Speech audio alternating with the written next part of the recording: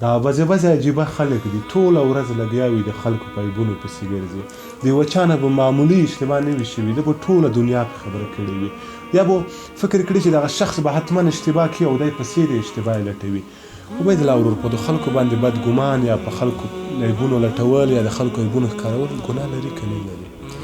جاوید جان امام شافعي رحمت الله علیه وایي که زه یو انسان وګورم چې په ګیره باندې د شرابو څاڅکي، نو زه به ځان څه دا وایم چې د دې په دې ګیره باندې بل چا د شرابو څاڅکي څڅولی.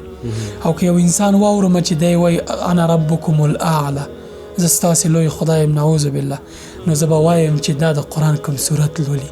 یعنی نیک ګمان ډېر لوی کار دی.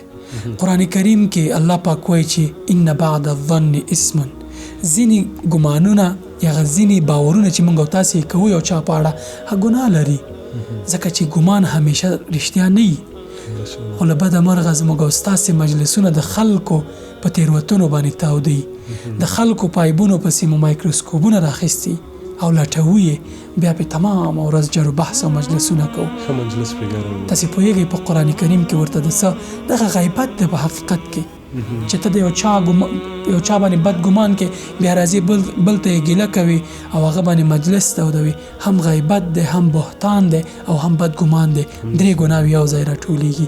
په قرآن کریم کې راځي چې آیا څوک خوښوي چې د مړه ورور د جسد غوښه وخوري؟ نه، تاسې کرکه کوئ له دې کاره، نو غیبت نه بیا ولې کرکه نه کوئ؟ یعنې زړه مو دې پسې تخنیږي چې څوک راته غیبت پیل کړي، هغه چوپ کېنه او نور یې خپله پیلوي. عجبه ګناه ده لویه، زښته زیاته. دوستانو، یوه مشوره د ورورۍ درته درکوم، پرېږده که د خلکو صفت نه شي کړلی، حداقل غیبت خو دې نه کړي. پټه خوله کښېنه. ادې ما د مور خبره ښه خبره ښه ده، د پټې خولې سړی نشته ده. ښایسته خبرې کوه. سلام علیکم. وعلیکم السلام.